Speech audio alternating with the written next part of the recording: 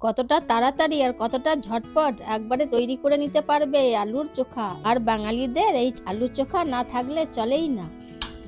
গ্যাসটা ধরিয়ে নিয়ে একটা বাটি বসিয়ে নিব আলুগুলো সেদ্ধ করার জন্য। তাতে জল ঢেলে দেবো। আলুটা ডুমো করে রেখেছি কেটে, এবার তাতে দিয়ে দিব। সামান্য নুন দিয়ে দিলে তাড়াতাড়ি আলুটা সেদ্ধ হয়ে যাবে। ঢাকা দিয়ে 2 মিনিট ফুটিয়ে নেব। এবার ঢাকাটা খুলে নিয়ে এবার আলুগুলো নামিয়ে নেব। এখন তো নতুন আলুর সিজন, তো গরম গরম তাড়াতাড়ি করে ছেনে নিতে হবে। ভালো করে ঠেসে রেখে দেবো। এবার একটা প্যান বসিয়ে এবার অল্প করে সর্ষের তেল ঢেলে গরম করে নেব। যে যতটা ঝাল খাবে আমরা 3টে শুকনো লঙ্কা ভেজে নেব। লঙ্কাগুলো ভাজা হয়ে গেছে, এবার ডিশের মধ্যে তুলে নেব। এবার পেঁয়াজটাকে কুচিয়ে রেখেছি, এবার এটাকে লাল করে ভেজে নেব।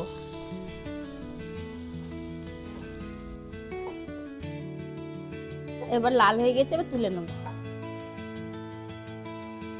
ব্যাস আমাদের তৈরি।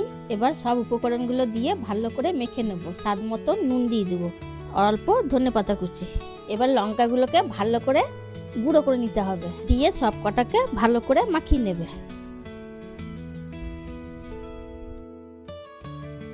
কতটা তাড়াতাড়ি আর কতটা ঝটপট একবারে তৈরি করে নিতে পারবে আলুর চোখা। আর বাঙালিদের এই আলুর চোখা না থাকলে চলেই না। তোমরা একবার এভাবে ট্রাই করো আর কমেন্ট করে অবশ্যই জানাবে।